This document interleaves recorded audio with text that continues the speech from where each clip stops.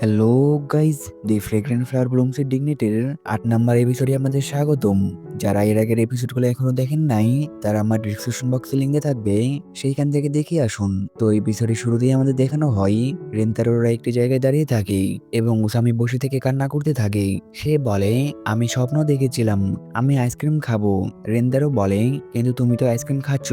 উসামি বলে, কিন্তু আমি টিচারের টাকা দিয়ে আইসক্রিম খেতে চেয়েছিলাম। এইখানে সব দোষ আমার। আমি যদি সেই বলটি ধরতে পারতাম তাহলে আমরা সেই ম্যাচটি জিতে যেতাম। এরা বলে সে কান্না করতে থাকে। তখনই রেন্তারোর কাছে মেসেজ আসে এবং সে তাদেরকে বলে, তোমরা কি স্কুল শেষে ফ্রি আছো? তারপরে সিন শিফট হয় এবং আমাদের দেখানো হয় তারা স্কুল শেষে মেয়েদের সাথে দেখা করতে আসে। রেন্তারো বলে, এরা হলো কিকোয়ো হাই স্কুলের। আর ওয়াগরসেন বলে, আমি হলাম কাউরোকো ওয়াগরি। হোশিনা বলে, আমি হোশিনা। রেন্তারো বলে, এরা হলো চিদোরির স্টুডেন্ট। উসামি বলে, আমি উসামি। আয়াতো বলে, আমি ইউরিদা। সাকু বলে, নাৎসুয়া। ওয়াগুরসান বলে, তোমাদের এখানে আসার জন্য ধন্যবাদ। উসামি বলে, আজকে আমাদের স্পোর্টস ডে ছিল, সেই জন্য আমরা তাড়াতাড়ি চলে এসেছি। ওয়াগুরসান বলে, তোমাদের স্পোর্টস ডে কেমন ছিল?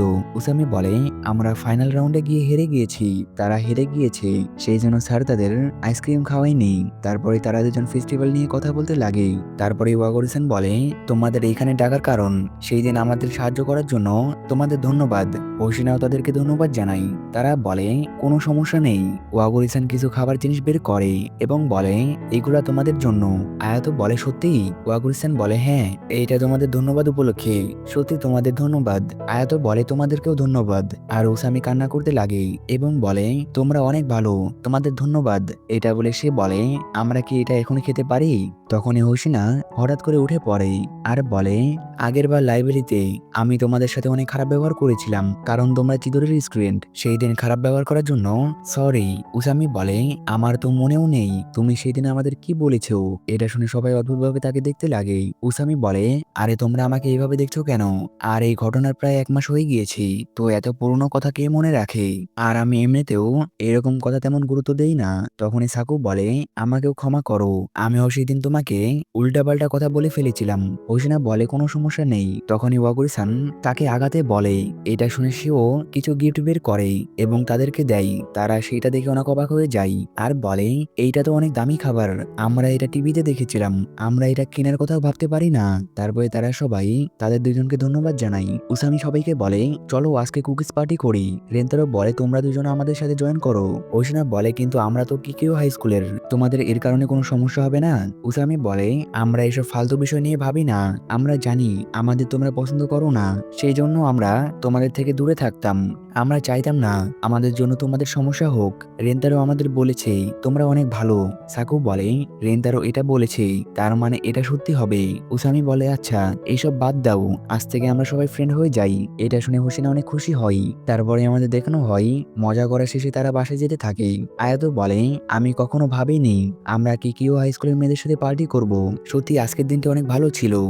তখনই উসামি বলে, হোশিনা-সান, আমি তোমাকে কিছু জিজ্ঞাসা করতে চাই। এটা বলে তারা কথা বলতে লাগে আর তাদের কথা বলতে দেখে ওয়াগুরি-সান অনেক খুশি হয় এবং রেন্তারোকে বলে, আমি অনেক খুশি যে তুমি এটা সম্পর্কে তোমার ফ্রেন্ডের সাথে কথা বলেছো। আর যেতে যেতে রেন্তারো ওয়াগুরি-সানকে বলে, তুমি পড়াশোনাতে আমাকে সাহায্য করেছিলে, সেই জন্য আমি তোমাকে কিছু দিতে চাই, তো আমাকে বলো তুমি কি চাও। তখনই ওয়াগুরি-সান থেমে যায় আর লজ্জা পেতে লাগে এবং বলে, আমি তোমার সাথে বাইরে কোথাও ঘুরতে যেতে চাই। তারপরে সিন শিফট হয় এবং আমাদের দেখানো হয় রেন্তারো ট্রেনে করে যেতে থাকে আর সে অনেক নার্ভাস হয়ে থাকে। সে তার ফোনের দিকে তাকিয়ে বলে, এর আগের বার আমরা পড়াশোনা করার জন্য দেখা করেছিলাম, কিন্তু এবার ঘুরতে যাওয়ার জন্য বের হচ্ছি, এইটা অনেক অদ্ভুত। তখনই তার পাশে থাকা একটি কাপল বলে, আমি আমাদের ডেটের জন্য অনেক এক্সাইটেড। এইটা শুনে রেন্তারো আরো বেশি নার্ভাস হয়ে যায়। সে ভাবতে থাকে, না এটা কোনো ডেট না, আমরা তো শুধু একসাথে ঘুরতে যাচ্ছি। তারপরে সে ট্রেন থেকে নেমে বলে, আজকে আমাকে ওয়াগুরি-সানের সাথে অনেক মজা করতে হবে, তো আমার বেশি ভাবা যাবে না। তখনই ওয়াগুরি-সান সেখানে চলে আসে আর হেসে বলে, আরে আমরা তো একই ট্রেনে ছিলাম। তারপর সে রেন্তারোকে তার সাথে যাওয়ার জন্য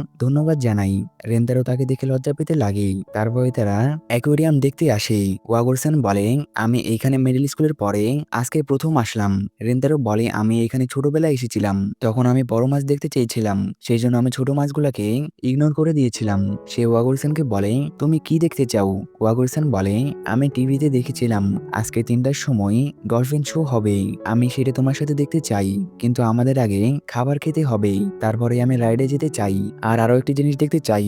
এটা বলে সে বলে, তোমার কাছে এত টাইম আছে তো? রেন্তারো তাকে দেখে হাসতে লাগে, কারণ ওয়াগরসেন এখন একটি ছোট বাচ্চার মতন লাগছে। সে বলে, তোমার চিন্তা করার দরকার নেই, আমার কাছে অনেক টাইম আছে। ওয়াগরসেন বলে, কিন্তু তুমি যেটা দেখতে চাও সেটা তো দেখতে পারবো না। রেন্তারো বলে, কোনো সমস্যা নেই, আজকে আমাদের কাছে অনেক সময় আছে। ওয়াগরসেন এটা শুনে অনেক খুশি হয়। তারপরে তারা এক এক করে সব জায়গাতে ঘুরতে থাকে, আর ওয়াগরসেন রেন্তারোর সাথে অনেক মজা করে। মজা করার শেষে তারা দুজন খাবার খেতে থাকে।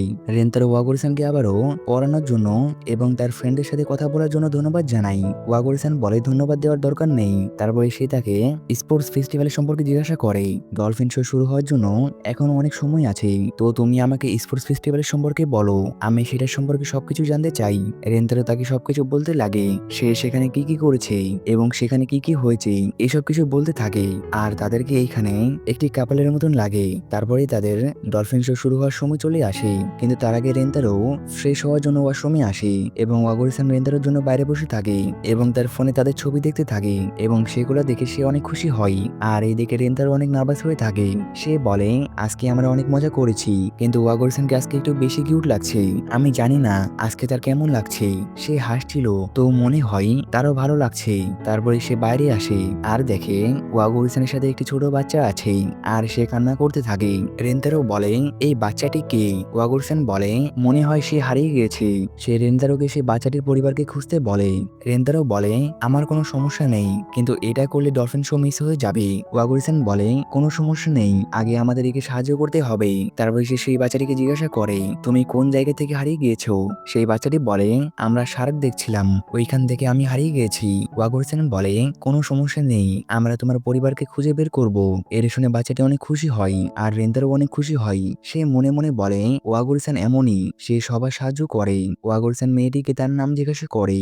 মেয়েটি বলে, আমার নাম মিকা। ওয়াগরসেন মিকাকে রেন্তারোর সাথে পরিচয় করিয়ে দেয়। মিকা রেন্তারোকে দেখে ভয় পেয়ে যায়। রেন্তারো তাকে তার নাম বলে, আর সে ভয় পেয়ে রেন্তারোকে রিনচান বলে ডাকে। এইটা শুনে ওয়াগরসেন হাসতে লাগে। তারপর সে মিকাকে রেন্তারোর কাছে রাখে। রেন্তারোর কাছে রেখে সে নিজেই তার পরিবারকে খুঁজতে বের হয়। তারপরে আমাদের দেখানো হয় মিকা আর রেন্তারো সেই জায়গাতে বসে থেকে ওয়াগরসেনের জন্য অপেক্ষা করতে থাকে। মিকা রেন্তারোকে বলে, আমাকে ক্ষমা করেন, আমি আপনাদের সমস্যায় ফেলে দিয়েছি। রেন্তারো বলে, কোনো সমস্যা নেই, সবকিছু ঠিক আছে। মিকা বলে, আমি আপনাদের ডেট খারাপ করে দিয়েছি। এইটা শুনে রেন্তারো শক লাগে আর বলে, আরে না না, আমরা ডেট করছি না। মিকা বলে, আমিও ডাইকিকুনের সাথে ডেটে যেতে চাই। রেন্তারো বলে, এই ডাইকিকুন কি তোমার ক্লাসমেট? মিকা বলে, হ্যাঁ, আপনি ঠিক বলেছেন, আমি তাকে পছন্দ করি, সে অসাধারণ, সে আমাদের কিন্ডারগার্টেনে সব থেকে জোরে দৌড়াই। সে তার সম্পর্কে বলতে লাগে। রেন্তারো বলে, তো তুমি কি তাকে লাইক করো? মিকা বলে, হ্যাঁ, অনেক বেশি, যখন সে হাসে তখন আমার অনেক ভালো লাগে। রেন্তারো এটা শুনে ওয়াগরসেনের কথা ভাবে যে সেও আমাকে দেখে হাসে, তো সেও কি আমাকে পছন্দ করে? তখনই ওয়াগরসেন চলে আসে আর বলে, আমি মিকা চ্যানের বাবা মাকে নিয়ে এসেছি। আর মিকা তার বাবা মাকে দেখে কান্না করতে লাগে এবং দৌড়ে তার আম্মুর কাছে চলে যায়। তার বাবা তাদের দুজনকে ধন্যবাদ জানাই। রেন্তারো বলে, কোনো সমস্যা নেই, আমার মিকা জানের সাথে দেখা করে আর তার সাথে কথা বলে ভালো লেগেছে। ওয়াগরসেন এটা শুনে অনেক খুশি হয় আর মিকা যাওয়ার আগে রেন্তারোর কানে কানে বলে, আপনি এবং কাউরুকো চান অনেক ভালো কাপল। এটা বলে সে তাদের বাই বলে সেখান থেকে চলে যায়। ওয়াগরসেন বলে, ভালো হয়েছে যে আমরা তার বাবা মাকে খুঁজে পেয়েছি, আর এখন তো শো শেষ হয়ে গিয়েছে, তো আমাদেরও বাসায় চলে যাওয়া উচিত। রেন্তারো বলে, যদি তোমার কাছে সময় থাকে তাহলে আমরা ইভিনিং শো দেখতে পারি। ওয়াগরসেন এটা শুনে রাজি হয়ে যায়। তারপরে আমাদের দেখানো হয় তারা দুজন শো দেখার জন্য চলে আসে। ওয়াগরসেন সেটা দেখে অনেক খুশি হয়। সে রেন্তারোকে বলে, তুমি যখন আমাকে থ্যাঙ্কো গিফটের কথা বলো তখন আমি বুঝতে পারছিলাম না আমি কি চাইবো। তারপরে যখন আমরা ডিসাইড করলাম আমরা ঘুরতে যাব তখন আমি অনেক খুশি হয়েছিলাম। আজকের জন্য তোমাকে ধন্যবাদ, আর আজকে আমার অনেক ভালো লেগেছে। রেন্তারো তাকে দেখে বলে, আমি কখনো ভাবিনি আমি কখনো এরকম মুহূর্ত দেখবো, কিন্তু আমি এখন বুঝতে পারছি আমি এখন এই অনুভূতিকে ইগনোর করতে পারবো না। আমার মনে হয় আমি ওয়াগরসেনকে ভালোবেসে ফেলেছি। রেন্তারো এটা বলে এবং এখানে এপিসোড শেষ হয়ে যায়। দেখা হচ্ছে নেক্সট ভিডিওতে। আল্লাহ হাফেজ।